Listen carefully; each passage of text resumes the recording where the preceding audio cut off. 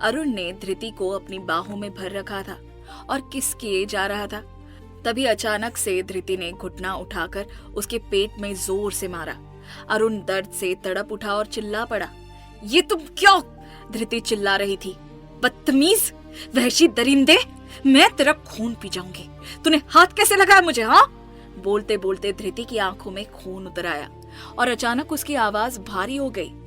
साहब, क्या हुआ आपको? अब ठीक तो है ना? अरुण चौंक पड़ा। अचानक धृति की आवाज कैसे बदल गई। तभी किसी ने उसे जोर से हिलाया। साहब, अब ठीक तो है ना? अरुण ने घबराकर आंखें खोल दी। वो इस वक्त सड़क किनारे नहीं बल्कि अपने कमरे में था और सामने धृति की जगह उसका नौकर खड़ा उसे हैरानी से देख रहा था। अचानक अरुण फट पड़ा। कुछ नहीं हुआ मुझे, जाओ यहाँ से। उस लड़की ने पागल कर दिया है मुझे। सपने में भी प्यार नहीं, मार सूझता है। अरुण ने फिर खुद ही खुद को टोका। अरे उसे क्यों प्यार सूझेगा? तो पागल हो चुका है। उधर अरुण की इस हालत से बेखबर धृति मजे से घर पहुंच चुकी थी। सुबह जब आरती जैसे ही सोकर उठी, उसकी माँ रूपा जी उसके माथे को चूमते हुए बोली, हैप्पी बर्थडे मेरी गुड़िया।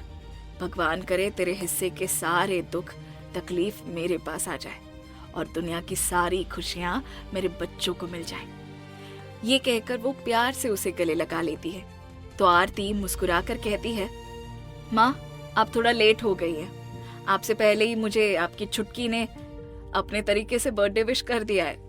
धृति का नाम सुनकर रूपा जी के चेहरे पर एक मुस्कुराहट आ गई। क्या छुटकी अंदर सो रही है? आरती बोली, नहीं, वो मैडम किसी आंधी की तरह आई और तूफान की तरह चली गई। वो दोनों अभी बात कर ही रही थी कि तभी बाहर से नानी माँ की जोर जोर से चिल्लाने की आवाज आती है। नानी की आवाज सुनते ही आरती ने घबराकर अपनी माँ की तरफ देखा तो रूपा जी भी घबराकर बोली, हो गया कांड। लगता है माँ धृति को डांट रही हैं। वो दोनों झट से बाहर आई तो देखा कि धृति अपना सिर नीचे झुकाए खड़ी है और आरती की नानी माँ उसे खरी खोटी सुना रही है। सुबह सुबह इस लड़की ने मेरा पूरा दिन खराब कर दिया। ना जाने कहां कहां से होकर आई होगी ये बेशरम। सुबह सुबह इस कुलक्षणी का चेहरा देख लिया है। ना जाने आज का पूरा दिन मेरे लिए कौन कौन सी मुसीबत लाएगा। धृति के लिए बुरा भला सुनकर रूपा जी अपनी माँ को रोकते हुए बोली, माँ आप इस बच्ची को अपनी खरी खोटी क्यों सुनाती रहती हैं? उनकी बात नानी माँ इग्नोर कर आरती के पास जाकर बोली, मेरी गुड़िया जन्मदिन की हार्दिक शुभकामनाएं। आरती ने जवाब नहीं दिया तो नानी माँ मुस्कुराकर बोली, मेरे पास मेरी गुड़िया के लिए एक खास तोहफा है। उनकी बात सुनकर धृति ने पूछा, तोहफा कौन सा? मुझे भी चाहिए। उसकी बात सुनकर नानी माँ ने पहले उसे गुस्से में घूरा और आरती की तरफ देखते हुए बोली, आज शाम को तुझे देखने लड़के वाले आएंगे। ये सुनते ही धृति के साथ साथ आरती भी घबरा उठी। नानी माँ की बात सुनकर धृति और आरती दोनों के ही चेहरे से मुस्कुराहट गायब हो गई तो धृति ने नानी माँ से कहा, नानी माँ ऐसा नहीं हो सकता। आप आरती की शादी नहीं करा सकती और आरती आज ही 19 साल की हुई है और अभी तो उसकी पढ़ाई भी पूरी नहीं हुई है और मुझे अच्छे से पता है कि आरती ये शादी नहीं करना चाहती और अगर आपने आरती की शादी जोर जबरदस्ती करनी चाहिए तो मैं आपकी पुलिस में कंप्लेंट कर दूंगी। फिर आप जेल में चक्की पीसिएगा और मैं उस आटे की रोटी खाऊंगी। उनकी बात सुनते ही नानी माँ का गुस्सा आसमान पर पहुंच गया। तेरी माँ ने तुझे तमीज नहीं सिखाई कि बड़ों से कैसे बात करते हैं? वैसे रहने दो, उस बंगालन को तो खुद ही तमीज नहीं आती तो वो तुम्हें क्या सिखाएगी। ना जाने तेरी उस नक्चड़ी माँ ने ऐसा कौन सा जादू किया है कि मैं इतने दिनों से यहाँ कोलकाता में आई हुई हूँ पर मेरे बच्चे ने एक बार भी आकर ये नहीं पूछा कि मौसी अब कैसी हो, जिंदा हो या नहीं। उनकी बात सुनकर रूपा जी ने भी कहा, नहीं माँ ऐसा कुछ भी नहीं है। अर्पिता बहुत अच्छी है और धृति बिल्कुल ठीक कह रही है। अभी आरती की उम्र कहाँ है शादी की। वो अभी कह ही रही थी कि नानी माँ ने उनकी बात को काटते हुए कहा, मुझे कुछ नहीं पता, मैंने जो कह दिया वो ही होगा। ये कहकर वो चली गई तो धृति ने आरती के पास आते हुए बोली, बिट्टू तू चिंता मत कर, मैं हूं ना, सब ठीक हो जाएगा। शाम हो चुकी थी और मेहमान आने ही वाले थे और धृति अपना छोटा सा दिमाग दौड़ा रही थी कि ऐसा क्या करे जिससे लड़के वाले जिन पैरों से आने वाले थे उन्हीं पैरों से भाग जाए।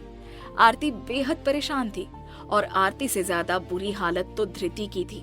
वो अपने दोनों हाथों से अपने गालों को पकड़कर मुंह लटकाए बैठी थी। अचानक उसके दिमाग की घंटी बजी। उसके दिमाग में एक नई खुराफात तैयार थी। नीचे मेहमान आ चुके थे और वो लोग सोफे पर बैठे हुए थे। उनके सामने की टी टेबल पर प्लेट में भर के नाश्ता रखा था और उनके सामने वाले सोफे पर विजय जी, दिनेश जी और उन दोनों के बीच में नानी माँ थी और उनके ठीक पीछे रूपा जी और अर्पिता जी खड़ी थी। देखने से वो लोग बिल्कुल परफेक्ट फैमिली लग रहे थे। थोड़ी देर में धृति आरती को नीचे उन सबके बीच ले आई और जैसे ही उसने आरती को देखा तो वो बस अपनी आंखें फाड़े देखता ही रह गया। सुनहरा गोरा रंग, उस पर मासूम सा चेहरा, तीखी नाक जिसमें एक स्टोन की नोज रिंग डाली थी, कजरारी आंखें जिसमें आज पहली बार काजल लगाया गया था, पतले लाल होंठ, सांचे में ढला हुआ शरीर जो आज साड़ी में और भी ज्यादा खूबसूरत लग रहा था। उसे देखने आया लड़का तो बस आरती को घूरे जा रहा था। उस लड़के ने एक चश्मा पहना हुआ था और वो आरती को ऐसे घूर रहा था कि उसकी आंखें चश्मे से बाहर निकलकर ही आ रही थी। तभी उस लड़की की माँ ने नानी से कहा, अरे वाह, लड़की तो बड़ी खूबसूरत है और पढ़ी लिखी भी है, हमें तो आपकी लड़की पसंद आ गई। उनकी बात सुनकर नानी माँ खुश होकर बोली, ये तो बहुत ही अच्छी बात है, हमारी पोती लाखों में एक है, शांति में सरस्वती और घर में लक्ष्मी। पर आप एक बार बबुआ से पूछ लीजिए कि हमारी बिटिया कैसन लगी। ये सुनकर सबने उस लड़के की ओर देखा तो उस लड़के ने शर्म की वजह से अपनी उंगली को चलाते हुए कहा, हमें तो पसंद है, एक बार उनसे भी पूछ लीजिए। उसकी ये हालत नानी माँ छोड़कर सबको अजीब लग रही थी, पर नानी के डर से किसी ने भी कुछ नहीं कहा। उस लड़के की माँ ने धृति को देखते हुए कहा, वैसे ये लड़की भी बहुत खूबसूरत है, बिल्कुल किसी गुड़िया जैसी। मैं इसका भी हाथ मांगना चाहती हूँ आपसे, मेरे छोटे बेटे के लिए। जैसे ही लड़के की माँ ने धृति के रिश्ते की बात की, धृति के होश ही उड़ गए।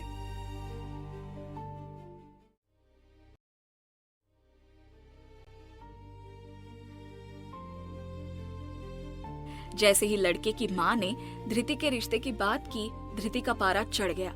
लेकिन धृति कुछ कहती इससे पहले ही नानी माँ ने धृति को गुस्से में देखते हुए कहा, जी पहले ये वाली बात फाइनल कर ले।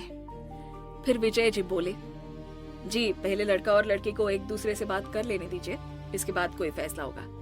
दोनों को छत पर अकेले में मिलने भेज दिया गया।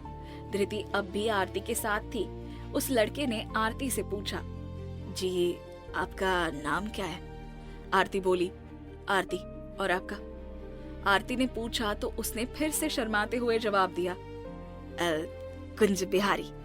उसका नाम सुनकर धृति और आरती ने एक दूसरे की तरफ देखा तो आरती ने कहा, जी आप 2 मिनट बैठिए, मैं अभी आई। कहकर वो नीचे चली गई। कुंज बिहारी वहीं बैठा था कि तभी छत की लाइट ऑन ऑफ होने लगी और बगल की छत पर सोनू सफेद साड़ी और पायल पहनकर छमछम चमकने लगा। अचानक लाइट ऑन ऑफ होने से और पायल की छमछम से वो लड़का डर गया और तभी आग में घी डालने यानी कि उसके डर को बढ़ाने धृति वहां आ गई और उस लड़के से पूछा, कुंज जी क्या हुआ? आप इतने घबराए हुए क्यों लग रहे हैं? उसकी बात सुनकर कुंज बिहारी ने कहा, क्या आपको वहां कोई साया दिख रहा है? धृति ने उस तरफ देखा जहां उसने इशारा किया था और बहुत मुश्किल से अपनी हंसी को छुपाते हुए बोली, जी नहीं तो, कहाँ? मुझे तो कोई साया नहीं दिख रहा है। उसकी बात को सुनकर उस लड़के ने फिर से कहा, जी वही है, आप ठीक से नहीं देख रही हैं। उसकी बात सुनकर धृति ने कुछ सोचते हुए कहा, ओह तो आप इस साया के बारे में बात कर रहे हैं? उस लड़के ने हाँ कहा तो धृति ने मायूस होकर कहा, वो तो स्त्री है। कुंज बिहारी ने पूछा, स्त्री?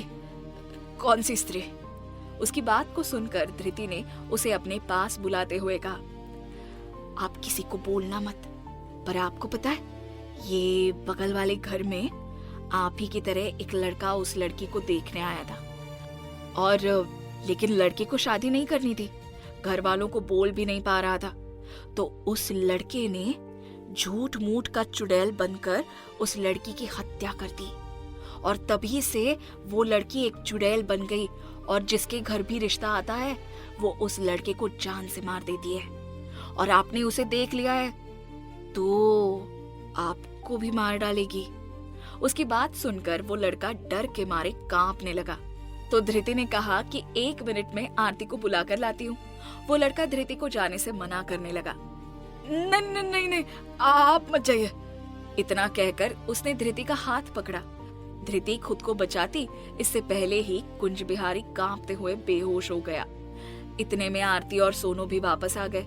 धृति का प्लान काम कर गया था। धृति और सोनू ने एक दूसरे को हाई फाई दिया तो सोनू ने कहा, दी मेरा काम हो गया, अब आप अपना करो। धृति ने कुंज बिहारी के चेहरे पर पानी के छींटे मारे जिससे कुंज बिहारी को होश आ गया। होश में आते ही वो जोर जोर से चिल्लाने लगता है, भूत भूत, चुड़ैल वाले भूत। उसकी बात सुनकर धृति ने अनजान बनते हुए पूछा, अरे कुंज जी क्या हुआ और कौन से भूत, और आप यहाँ जमीन पर क्यों पड़े हो? कुंज बिहारी घबरा कर बोला, धृति जी आपने जिस चुड़ैल के बारे में बताया था मैंने अभी उसे ही देखा। कुंज बिहारी ने डरते हुए कहा। तो धृति ने हैरान होने का नाटक करते हुए कहा, जी चुड़ैल? कौन सी चुड़ैल? और हमारी आपसे कौन सी बात हुई? हम तो अभी अभी आए हैं और देखा कि आप बेहोश होकर जमीन पर पड़े हुए हैं तो मैंने आपको उठा दिया और आप हमें ही दोषी ठहरा रहे हैं। कुंज बिहारी होश में आते ही जोर से चिल्लाने लगा, नहीं नहीं करनी हमें शादी, नहीं करेंगे हम शादी, हाँ हमें छोड़ दो, हमें मत मारो। उसकी ये हालत देखकर सब मुंह दबाकर हंसने लगे। तो आरती ने अनजान बनते हुए पूछा, जी ये आप क्या कह रहे हैं, और बेहोश कैसे हो गए, और शादी नहीं करनी है मतलब? उसकी बात सुनकर कुंज बिहारी ने कहा, आरती जी हमें माफ कर दीजिए पर हम आपसे शादी नहीं कर सकते। आप बहुत खूबसूरत हो और आप हमें बहुत पसंद थी पर सॉरी। ये कहकर वो नीचे आ गया और अपने मम्मी पापा को लेकर वहां से चला गया। उनके यूं जाने से नानी माँ अपसेट हो गई और अपने कमरे में चली गई। अर्पिता जी, रूपा जी और विजय जी और दिनेश जी अपने हाथों को बांधे खड़े उन तीनों की तरफ ही देख रहे थे। इतना अंदाजा तो उन्हें भी हो गया था कि जरूर इन बच्चों ने कुछ बदमाशी की है, वरना वो लड़का इतना डरा हुआ नहीं रहता। उन सबको ऐसे देख धृति, आरती और सोनू ने उन्हें सब सच बता दिया। उनकी बात सुनकर जिंदगी में पहली बार उनके माता पिता बहुत खुश थे क्योंकि कोई भी नहीं चाहता था कि ये शादी हो। बच्चों की शैतानी से खुश होकर विजय जी ने कहा कि आज वो लोग आइसक्रीम खा बाहर चलेंगे, लेकिन असल में विजय जी का प्लान कुछ और था। वो लोग आइसक्रीम पार्लर की बजाय एक 5 स्टार होटल गए थे, वो भी आरती का बर्थडे सेलिब्रेट करने के लिए। उस होटल के बड़े से रेस्टोरेंट में ही बर्थडे की सेलिब्रेशन रखी गई थी। ये सब देख आरती अपने पापा के गले लग गई। थैंक यू पापा, thank you so much. VIP lounge के आलीशान सजावट के बीच एक खुशनुमा माहौल था। कमरे के बीचों बीच फैमिली डिनर के लिए एक बड़ी सी डाइनिंग टेबल सजी हुई थी। दीवारों पर टंगी खूबसूरत पेंटिंग्स और कोनों में रखे शानदार फूलदान उस जगह की भव्यता को और बढ़ा रहे थे। धृति चेहरे पर उत्साह लिए आरती से बोली, सरप्राइज तो बहुत शानदार था, चलो थोड़ा इस होटल को एक्सप्लोर करके आते हैं, पता नहीं फिर यहाँ आने का मौका मिले या नहीं। इतना कहकर धृति ने आरती का हाथ पकड़ा और उसे अपने साथ ले गई। होटल के दूसरे फ्लोर के कॉरिडोर से गुजरते हुए धृति की नजर एक वेटर की ट्रे पर पड़ी। उसने बिना कुछ सोचे समझे झट से एक ड्रिंक उठाई और पी ली, लेकिन घूंट भरते ही उसका स्वाद इतना कड़वा और अजीब लगा कि वो खुद पर काबू नहीं रख पाई। धृति ने एक ही झटके में मुंह की पूरी ड्रिंक सीधा नीचे फर्स्ट फ्लोर की तरफ थूक दी। शायद आज किस्मत को कोई और ही खेल खेलना था। आज अरुण भी यहाँ आया हुआ था। वो फर्स्ट फ्लोर पर था तभी धृति ने उस पर ड्रिंक गिरा दी। उसने गुस्से में ऊपर देखा तो धृति नजर आई। वो गुस्से में आग बबूला होकर बिना पलक झपकाए बस ऊपर धृति को ही घूरे जा रहा था।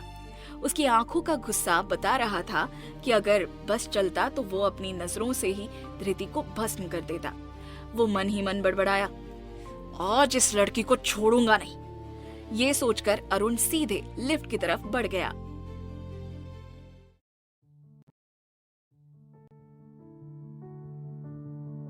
धृति आने वाले तूफान से बिल्कुल बेखबर सारा गुस्सा बेचारे वेटर पर निकाल रही थी।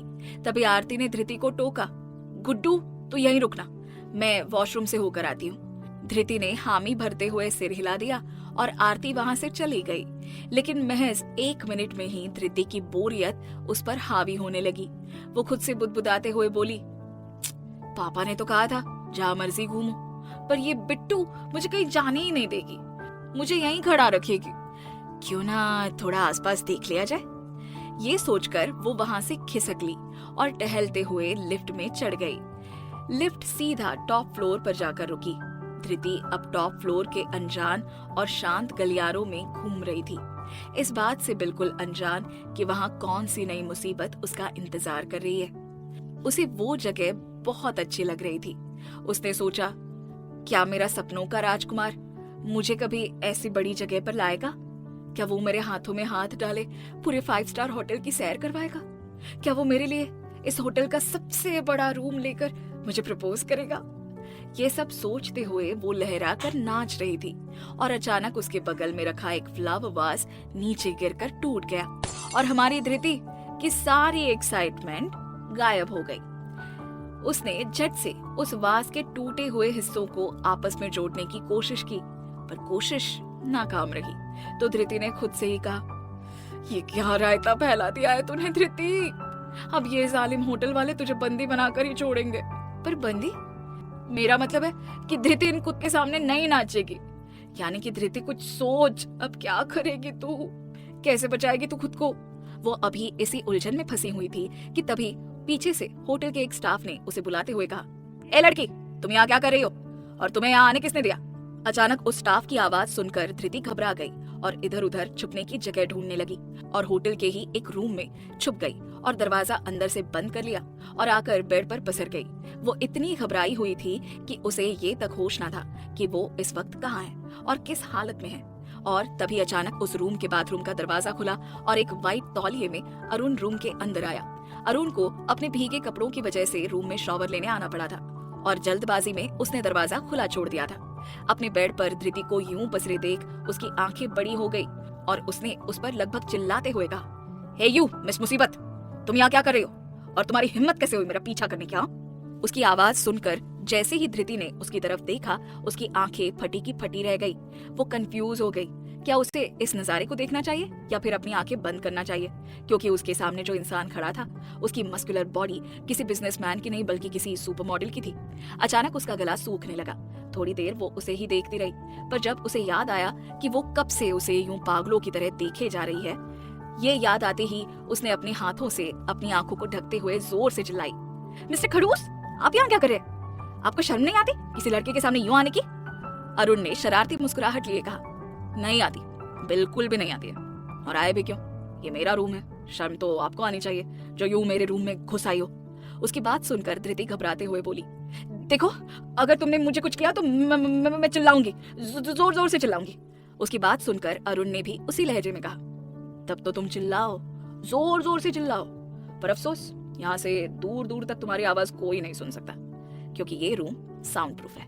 उसकी ये बात सुनकर धृति और घबरा गई। उसे घबराता देख अरुण ने गाना शुरू कर दिया, हम तुम एक कमरे में बंद हो। उसके इस गाने को सुनकर धृति तो और भी ज्यादा डर गई, तो और डराने के लिए अरुण ने फिर से गाना शुरू कर दिया, चाहे कोई मुझे जंगली कहे। वो अभी गाना गा ही रहा था कि तभी उसकी तरफ एक खूबसूरत सा फ्लावर वास भागते हुए आया और इससे पहले अरुण को वो वास आकर लगता, वो झट से साइड में हट गया और एक चैन की सांस भी ली। और उसने अब अपनी शातिर नजरों को धृति की तरफ घुमाया तो धृति बेड के ऊपर खड़ी थी और उसके दोनों हाथों में तलवार की जगह फ्लावर वास थे। और उसने गुस्से में अरुण से कहा, मिस्टर खड़ूस, मैं लड़की हूँ, अबला नारी नहीं। उसके मुंह से बार बार खड़ूस शब्द सुनकर अरुण ने चिढ़ते हुए कहा, मेरा नाम अरुण है, ये बार बार मिस्टर खड़ूस कहना बंद करो छिपकली। धृति चिल्लाई, तो मेरा नाम भी धृति है धृति, और तुम्हारी हिम्मत कैसे हुई? अरुण ने भी उसी लहजे में जवाब दिया, वैसे ही जैसे तुम्हारी हुई मुझे खड़ूस कहने की। धृति ने आंखें घुमाई। हाँ, क्योंकि तुम खड़ूस हो और बेशर्म भी। अरुण बोला। अच्छा तो देखो मैं कितना बेशर्म हूँ। ये कहकर वो भी बेड पर कूद गया तो धृति ने फिर से एक वास उसकी तरफ फेंकना चाहा, पर अरुण ने उसे पकड़ लिया और कहा, मिस चिंकी। धृति चौंकी। चिंकी? अरुण बोला, हाँ चिंकी, तुम्हारी हाइट छोटी है ना तो इसलिए चिंकी। तो मैं क्या कह रहा था, इसी बेड से कूद के मर जाओ। धृति ने पैर पटकते हुए कहा। मरे मेरे दुश्मन, तुम्हें अभी बताती हूँ। उसके बेड पर पैर पटकने के कारण उसका पैर चादर में फंस गया और वो गिरने ही वाली थी कि तभी अरुण ने उसे अपनी बाहों में भर लिया, पर उसका भी पैर चादर में फंसा और दोनों बेड पर गिर गए। अरुण नीचे और उसके ऊपर धृति। धृति की पलकें झुकी हुई थी और अरुण की उसी पर। धृति को अपने इतने करीब देखकर अरुण फिर से बहक गया और वो फिर से धृति को किस करने के लिए आगे बढ़ा। उसने अपने एक हाथ से धृति की कमर को कसकर पकड़ लिया और दूसरे हाथ से उसकी ठुड्डी को। उसके ऐसा करने से धृति फिर से घबरा गई और कसमसाने लगी, पर अरुण ने उसे फिर भी नहीं छोड़ा। तो धृति ने फिर से मजबूरी में एक तमाचा अरुण को मार दिया। तमाचा खाते ही अरुण ने अपनी आंखें बंद कर लीं और पलट गया। इस बार धृति नीचे और अरुण ऊपर था। अरुण ने धृति को गुस्से से देखा और अपने दांतों को पीसते हुए कहा, तुम्हें बहुत शौक है ना लोगों को थप्पड़ मारने का, तो आज इसकी सजा भी मिलेगी। ये कहकर उसने धृति के मुलायम होठों को बड़ी बेरहमी से काट लिया, इतनी बेरहमी से कि दर्द के मारे उसके मुंह से एक जोर की चीख निकल गई और वो रोने लगी। उसे इतना दर्द हो रहा था कि उसने अपने पैरों को भी बेड पर पटकना शुरू कर दिया।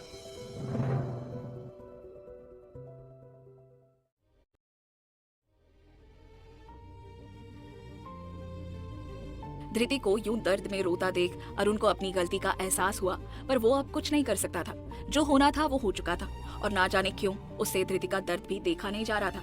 उसने धृति को उठाया और गले लगाकर किसी छोटे बच्चे की तरह उसका सिर सहलाने लगा, लेकिन धृति जैसे ही शांत हुई उसने अरुण के बाजू में जोर से काटा और वहां से भाग गई और पीछे से अरुण बस गुस्से में उसका नाम पुकारते रह गया, पर धृति नहीं रुकी। अरुण ने अपनी बाह पर लगा खून देखा और गहरी सांस लेते हुए बोला, मैं नहीं हूं ऐसा, पर तुमने मुझे ऐसा बनने के लिए मजबूर कर दिया है। अरुण के रूम से निकलने के बाद धृति सीधे होटल के पब्लिक वॉशरूम में चली गई और खुद को वॉशरूम में बंद कर लिया। उसने खुद को आईने में देखा। उसके होंठ गुलाबी से सुर्ख लाल हो गए थे और दर्द भी बहुत हो रहा था। धृति ने अपनी आंखें कसकर बंद कर ली और आंखें बंद करते ही धृति की आंखों के सामने अरुण और उसकी पहली मुलाकात घूमने लगी। मॉल में उसकी वो बदतमीजी भरी बातें और उसका यूं लिफ्ट में छेड़ना और आज का वो हादसा, वो सब याद आते ही उसने झट से अपनी आंखें खोल ली और अपने पास ही बने वॉश बेसिन का नल खोलकर अपने चेहरे पर जोर जोर से पानी के छींटे मारने लगी और जोर जोर से चिल्लाकर कहने लगी, I hate you Arun Roy Chowdhury, I hate you, I really hate you. हमारी जितनी भी मुलाकात हुई है उन सब में तुमने मुझे सिर्फ दर्द ही दिया है। यहाँ धृति बेचैन थी और वहाँ अरुण परेशान था, लेकिन अब जो होना था वो हो चुका था। दूसरी तरफ होटल में आरती पिछले 1 घंटे से धृति को ढूंढ रही थी, पर धृति उसे कहीं नहीं मिली और उसी टाइम वहाँ समीर भी आ गया। समीर को वहाँ आरती ने बुलाया था धृति के बर्थडे का नाम लेकर, पर वो उसे खुद भी देखना चाहती थी। समीर ने आरती से धृति के बारे में पूछा तो आरती ने उसे सब बता दिया। समीर ने अपना सिर पीटते हुए कहा, अब ये लड़की किसी नई मुसीबत में ना फंस जाए। आरती ने भी कहा, हाँ मुझे भी इसी बात की चिंता है। तुम्हें याद है ना 12 बजे के बाद उसका भी बर्थडे है। उसके पापा यानी विजय अंकल ने भी उसके लिए सरप्राइज रखा है। समीर बोला, हाँ भाई मैं उसका बर्थडे कैसे भूल सकता हूँ, भूल गया तो वो मेरा खून कर देगी। और दोनों मिलकर उसे ढूंढने लगे। होटल का एक एक कोना दोनों ने छान लिया था, पर धृति उन्हें कहीं नहीं मिली। तो उसे ढूंढने समीर पार्किंग में आ गया और धृति को ढूंढने लगा, पर तभी किसी ने पीछे से आकर उसे मारते हुए कहा, तुम्हारी हिम्मत कैसे हुई मेरी बहन से शादी करने के लिए मना करने की। समीर ने झुंझलाहट में कहा, क्योंकि मैं नहीं करना चाहता तुम्हारी बहन से शादी।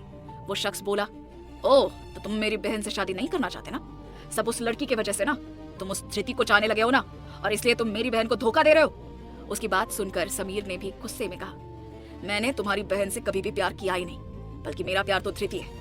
उसकी बात सुनकर वो शख्स भी गुस्से में दहाड़ा, ठीक है मैं देख लूंगा तुम्हें और उस लड़की को भी।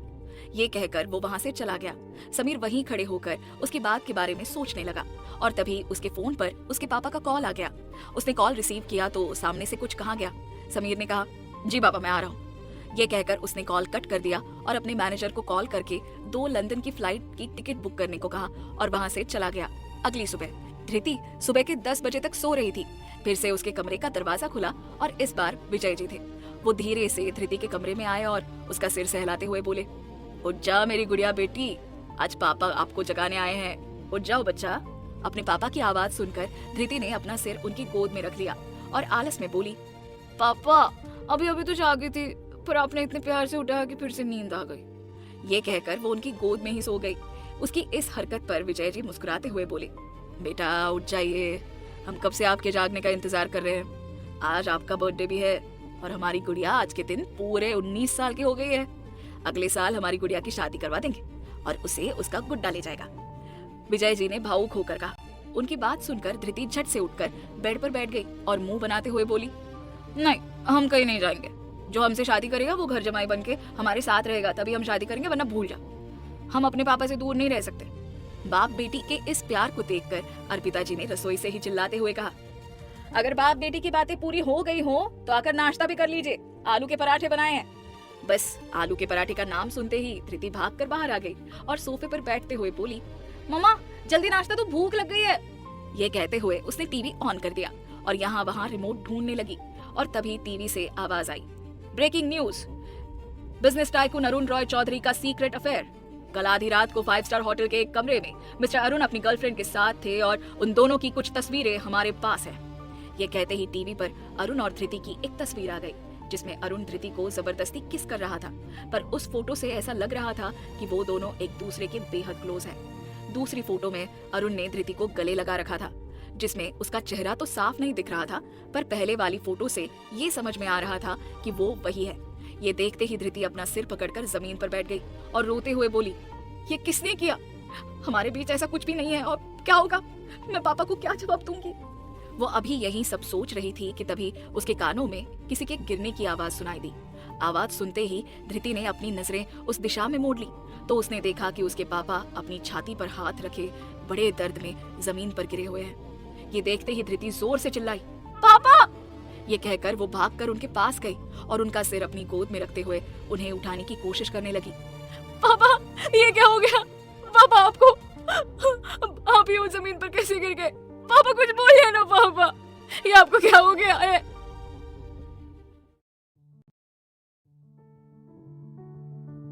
उस वक्त धृति को कुछ भी समझ में नहीं आ रहा था। विजय जी की ये हालत देखकर अर्पिता जी भी बेहोश हो गई थी। धृति ने अपना फोन उठाया और आरती को कॉल कर दिया। 2 मिनट के अंदर ही दिनेश जी और बाकी सब वहां पहुंच गए। आरती ने आकर धृति को गले लगा लिया क्योंकि धृति रो रही थी और टीवी पर अभी वही न्यूज चल रही थी जिसे देखकर सब शॉक्ड थे, पर समय की नजाकत को समझते हुए किसी ने भी कुछ नहीं कहा और वो सभी विजय जी को हॉस्पिटल ले आए। इसी वक्त द रॉयल मेंशन अरुण के घर पर एक बड़े से सोफे पर बैठकर अरुण अपने हाथ में मौजूद न्यूज़पेपर को घूर रहा था। फिर उसने अपने मैनेजर को कॉल किया। थोड़ी देर में वहां से कॉल रिसीव हुआ और सामने से आवाज आई, जी सर आप टेंशन मत लीजिए, वो जो कोई भी है मैं उसे जरूर ढूंढ निकालूंगा। उसकी बात सुनकर अरुण ने अपने मैनेजर से गुस्से में कहा, पहले जाओ और उस लड़की के बारे में पता करो कि ये न्यूज देखकर उसके वहां क्या हो रहा है। जी सर मैं अभी आपको पता करके बताता हूँ, मैनेजर ने कहा तो अरुण ने कॉल कट कर दिया। इधर सभी विजय जी को लेकर हॉस्पिटल पहुंच गए थे। अर्पिता जी को होश आ चुका था, लेकिन धृति तो बस रोए जा रही थी। आरती के लिए उसे संभालना बहुत मुश्किल हो गया था। धृति बार बार कह रही थी कि ये सब उसकी वजह से हुआ है। आरती से वो बिल्कुल नहीं संभल रही थी, तो नानी माँ आगे आई और धृति का सिर सहलाते हुए बोली, नहीं मेरी बच्ची, तू शैतान जरूर हो सकती है पर बदचलन नहीं। किसी को तुझ पर भरोसा हो या ना हो, पर तेरी नानी को जरूर है। नानी को खुद के बारे में ऐसी बातें करते देख धृति अवाक नजरों से एकटक नानी को ही देख रही थी। उसे यूं हैरान देख नानी ने उसे गले लगा लिया और वो भी फूट फूट कर रोने लगी। तभी डॉक्टर आईसीयू से बाहर निकलकर उन सबके पास आते हैं। उन्हें देखकर धृति उनके पास भागते हुए गई और हड़बड़ाते हुए डॉक्टर से पूछा, डॉक्टर हमारे पापा को क्या हुआ है? वो ठीक तो हो जाएंगे ना? उसकी बात सुनकर डॉक्टर साहब ने भी गंभीरता से कहा, देखिए पेशेंट को हार्ट अटैक आया है और उनकी हालत बहुत सीरियस है। हमें अभी उनकी हार्ट की सर्जरी करनी पड़ेगी, नहीं तो जान भी जा सकती है। ये न्यूज सुनकर मानो सबके होश उड़ गए थे।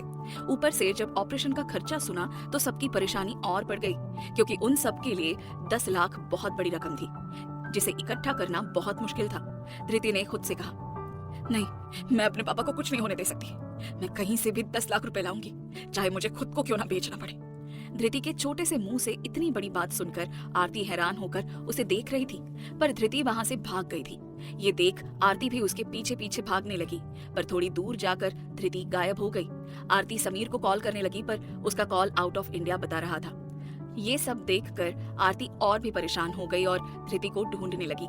इधर अरुण ने एक आदमी को कॉल करके कहा, अभी के अभी ये न्यूज हट जानी चाहिए, वरना कल न्यूज देखने के लिए उसका चैनल नहीं बचेगा। ये कहकर उसने कॉल डिस्कनेक्ट कर दिया और तभी उसके फोन पर उसके मैनेजर का कॉल आया। अरुण ने कॉल रिसीव की, लेकिन मैनेजर ने जब धृति के बारे में उसे बताया तो अरुण एक झटके में सोफे से खड़ा हो गया और चिल्लाते हुए अपने मैनेजर से बोला, धृति जहां भी हो उसे अभी मेरे पास ले आओ, मैं अपने ऑफिस में हूँ, तुम उसे सही सलामत यहीं ले आओ। जी सर, कहकर मैनेजर ने कॉल डिस्कनेक्ट कर दिया। इधर धृति कोलकाता की भीड़ भाड़ वाली सड़कों पर सूखी पत्ती की भांति भागे जा रही थी। खुद को बेचने के बारे में तो उसने यूं ही कह दिया था, पर अभी उसे समझ में नहीं आ रहा था कि वो इतने सारे पैसे कहाँ से लाएगी। उसने सोचा उसके पास तो कुछ भी नहीं है। ये सोचते हुए वो सामने की दुकान की तरफ चली ही थी कि एक गाड़ी आकर उसके आगे रुकी और देखते ही कुछ गुंडों ने धृति को उस गाड़ी के अंदर खींच लिया। वो खुद को बचाने के लिए कुछ करती इससे पहले ही बेहोश हो गई। थोड़ी देर बाद धृति को एक बड़े और आलीशान से ऑफिस में लाया गया। उस ऑफिस के बीचों बीच एक बड़ा सा सोफा रखा हुआ था, जिस पर अरुण बैठा धृति का ही इंतजार कर रहा था। जैसे ही धृति को लाया गया तो उसने एक भरपूर नजर धृति पर डाली और अपनी जगह से उठकर धृति के पास आया। धृति अभी भी बेहोश थी। उसने प्यार से उसके माथे को चूमकर उसे अपनी गोद में उठा लिया और सोफे पर आराम से लिटा दिया। फिर उसके हाथ को पकड़कर बोला, पागल लड़की, खुद को बेचने चली थी। अरुण धृति के हाथ को अपने हाथों में ले लेता है और उसे मुस्कुराते हुए निहार रहा था। स्माइल करते वक्त उसके गालों में 2 छोटे छोटे डिंपल्स पड़ते, जिससे वो और भी डैशिंग लग रहा था। उस वक्त धृति अगर अपने मिस्टर खड़ूस को यूं स्वीट स्माइल करते देखती तो शायद वो फिर से बेहोश हो जाती। अरुण को सच में धृति के वो छोटा देखकर बहुत हंसी आ रही थी। उसने मन में ही कहा, कोई इतना प्यारा कैसे हो सकता है। ये सोच सोच कर हंसे जा रहा। एक बार और धृति का माथा चूम लिया और उसके उस छोटे से हथेली को चूमते हुए बोला, कितनी चाही कि कर लो तुमसे नफरत, पर हो ना पाया मुझसे। पर तुम ये ना समझना कि मोहब्बत है हमें तुझसे। ये कहते ही उसने धृति का हाथ छोड़ दिया और उससे दूर हटकर खड़ा हो गया और पास ही रखे बोतल से पानी लेकर धृति के चेहरे पर उछाल दिया। उसके ऐसा करने पर धृति हड़बड़ाकर अपनी बेहोशी से जागी और खुद को यूं एक आलीशान ऑफिस में देखकर घबरा सी गई। उसने अपनी नजरों को चारों तरफ घुमा, वरना मैं तुम्हें जान से मार डालूंगी। ये कहकर वो जाने लगी और तभी अरुण ने कुछ ऐसा कहा जिसे सुनकर धृति अपनी जगह पर ही जम गई। अरुण पूछ रहा था, विल यू मैरी मी?